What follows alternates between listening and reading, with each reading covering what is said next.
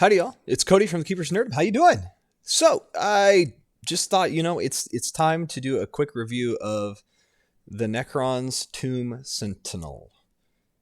Quite the little bug. And actually, let's just before we get into a little bit of the info, I want to show off a little bit of my creation here. Did a very simple type of Necrons Tomb Sentinel, and there should be a short clip on my YouTube channel as well. Just to give you an idea of what I have created here. Pretty simple model in a way, and yet lots of fun because it's a Forge World model, but honestly, the messiness of Forge World in a way works really, really well for this, just because it is a model that is intentionally mechanical and old and decrepit, and I love it. And actually, I love that the antenna for mine came very bent and different, and mine's an off-brand version of it, so it has even a little bit more issues that I had to correct in a way. But yeah, just a really cool model, and I built a slate, like this is actual slate to put on here just to make it really cool, and put some magnets on it as well for my box. Yeah, trying to get that in camera. So let's talk about the Necron Tomb Sentinel. We're going to actually jump over to Wahapedia and talk through its stats and what it does. Now, funny thing is, I don't know what the Exile Cannon exactly is, but let's talk about it. It is, let's go down here, 115 points. So you're paying 115 points for this. So what do you get for 115? Well, first off, what we find out is we get a 10-inch movement. Fantastic there. 9 toughness, which is really strong. A 3-up save with a 4-up invuln save. So you're probably going to be at the 4-up invuln save pretty often, which is fine. So, hey, any -2 AP guarantees it's going to get up to that 4-up invuln save. So you just, boom, right there. We're good. 9 wounds, 8-inch, 8+ leadership with an OC of only 3. That's the one thing I'm like, okay. Yeah, so we just be aware of that. That's interesting. I bet that's what the Gloom Prism actually is. Interesting. Okay, so let's talk through this. First off, we'll go through the abilities. It has deep strikes, so it can actually... Oh, I love that Wahapedia just does this. During the declare battle formation step, if every model in a unit has this ability, you can set up in reserve instead of setting it up on the battlefield. If you do, in the reinforcement step of one of your movement phases, just not turn 1, you can set this unit up anywhere on the battlefield that is more than 9 inches horizontally away from all enemy models. Okay? So just 9 inches away horizontally from all enemy models. Horizontally. That's interesting. That's the bubble. Very interesting. Very important. Let's make sure we are on 10th. We are on 10th edition Wahapedia. Very cool. And then we have reanimation protocols, so it gets to heal itself every turn, which is really awesome.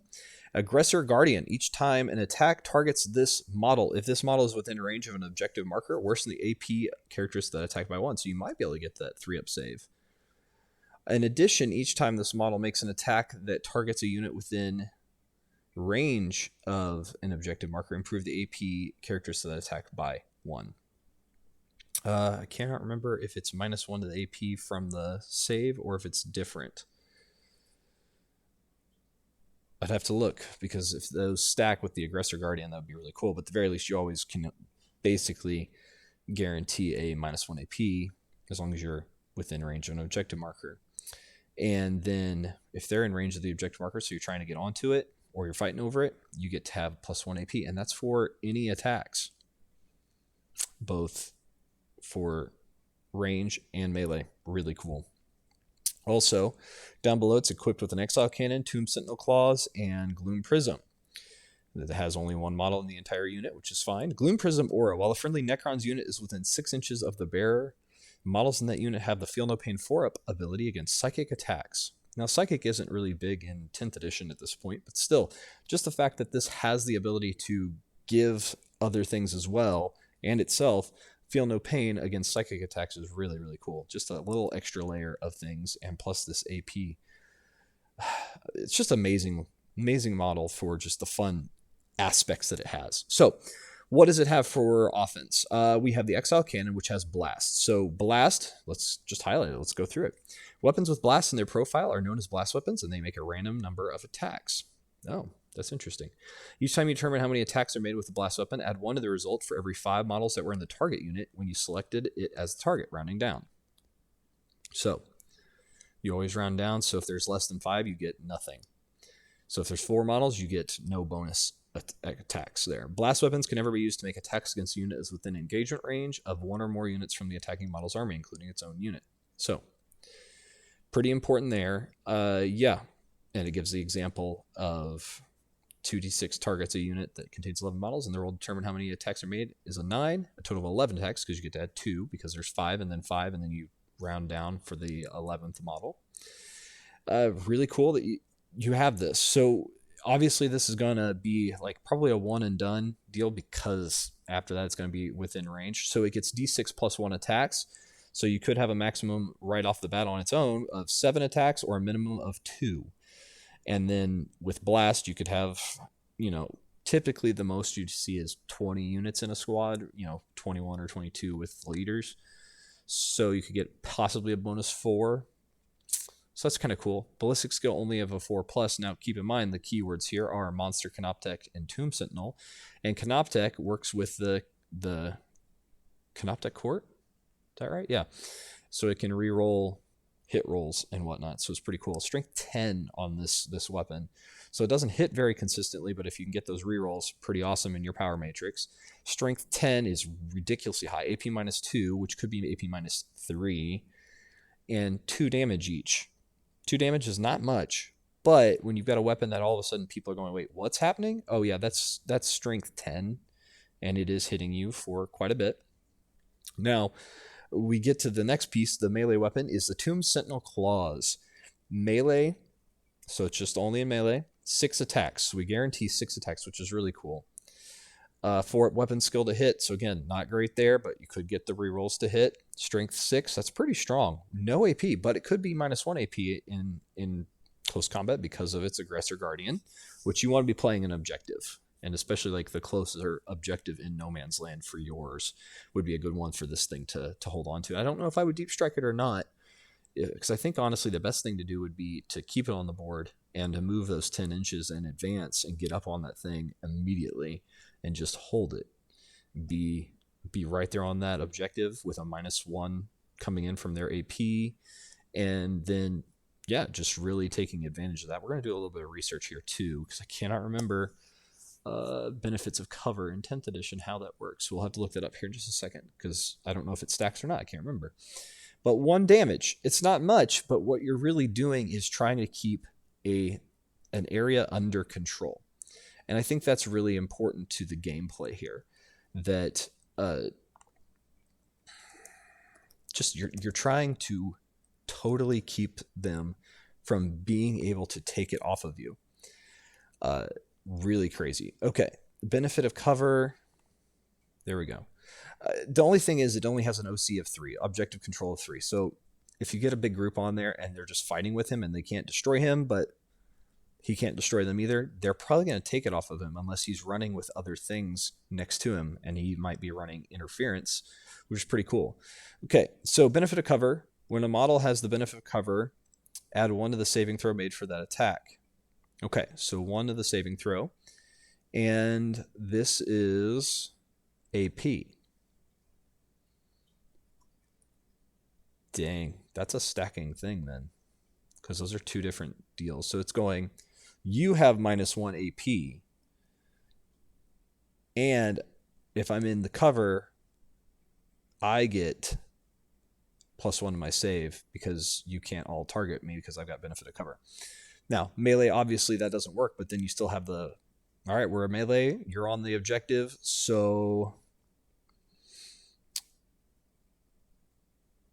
well, no, it's just if this model is in range of an objective marker, so they just, it doesn't matter if they charge on and they don't quite make it onto the objective, and Tomb Sentinels, there he goes, that's fine, you have -1 AP. So it's an interesting thing that it doesn't have a feel no pain directly as far as other than the Gloom Prism aura for Psychic, but it has an interesting layer of defense going, okay, If I get the benefits of cover, awesome. But then if I'm already on an objective, I get to have that bonus to minus, you're going to have -1 of your AP as well. Whew. And then if he's targeting a unit that's within range of objective marker, he gets increased his AP. So he could have a -3 AP and a -1 AP for melee. So -3 AP for his range. Pretty cool. Again, I don't think this thing does a ton of damage per se, but it's more of just, I'm going to sit there and I'm going to keep this objective and good luck. And I think that's a really cool concept just for Necrons to have those kinds of things, especially now that Necron warriors are not what they used to be. This thing takes up a lot less space than Necron warrior blob of 20 plus. Kind of a big deal. Is the Necron warriors still viable? I think so, because their wounds are spread out. Now, granted, this is like a little bit more than half the point values of the Necron warrior blob plus the leaders, right? So it is cheaper, but it only has 9 wounds, right? Half a Necron warrior blob is 10, so 10 wounds versus 9, much less durable necessarily on toughness and saves and all this stuff. But yeah, it's an interesting quandary on what to do with some of this stuff. So what do you think about the Tomb Sentinel? Is it something you've run? If so, how's it gone for you? Is it effective? Is it good? I'm really excited to try him out because he's just a beautiful model and lots of fun. And maybe sometime we'll talk about his cousin, the not Tomb Sentinel. The what is it called? I don't remember. The Tomb.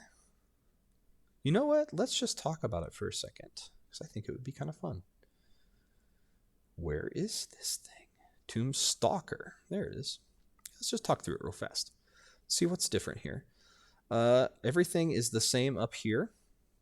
For its basic stats, it's 130 points, so 15 more. It's equipped with Goth Slicers, Tomb Stalker Claws, and a Gloom Prism, so it has the exact same Gloom Prism thing. Snaking Ambush, though, is the only new thing. You can target this unit with a Heroic Intervention stratagem for 0 CP, and can do so even if you've already used that stratagem on a different unit this phase. Okay.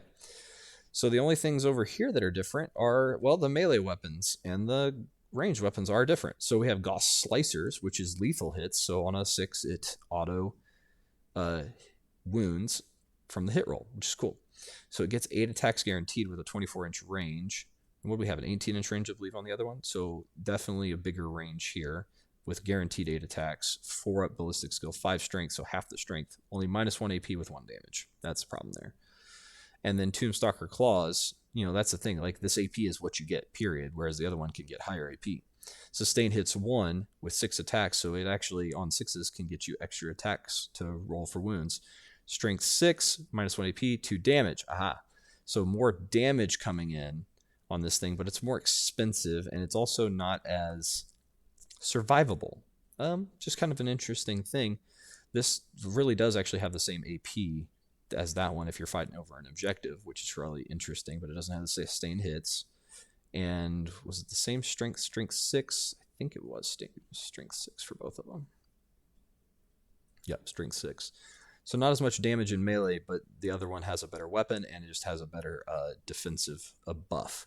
And it's cheaper. That's the funny thing. It's like, which one's better? I would say the Tomb Sentinel, just because it's a little cheaper, and it has the Aggressor Guardian is just such a better ability than the other one, because Heroic Intervention, I mean, you could see some use for sure, but it's dangerous just because it could end up backfiring on you. So yeah, which one of those do you think is actually better? I think definitely the Tomb Sentinel is the one I would go with, and that's the one I built. And let's just see what exactly is the difference between the Tomb Sentinel and Stalker as far as the look. I don't know. Oh, it's a little bit bigger. Interesting. Well, not bigger, but like shaped a little differently as on some of the models is trying to be up high. Ooh, it's got the green rods and stuff. That's actually really cool. I do like that. Just a little difference. It's fun. It's a neat model. I don't know that it's something that I would really want, but yeah, kind of cool. Huh. Definitely still the Tomb Sentinel, I think, is the better one playability-wise, but I think the Tomb Stalker has some coolness factor. We'll shift this over just a little bit. Definitely coolness factor for sure. Which one did you prefer, and how do you use the Tomb Sentinel? Thank you so much for joining us. Like, share, and subscribe. I've been Cody from the Keepers of Nerdom. Take care, y'all. Bye.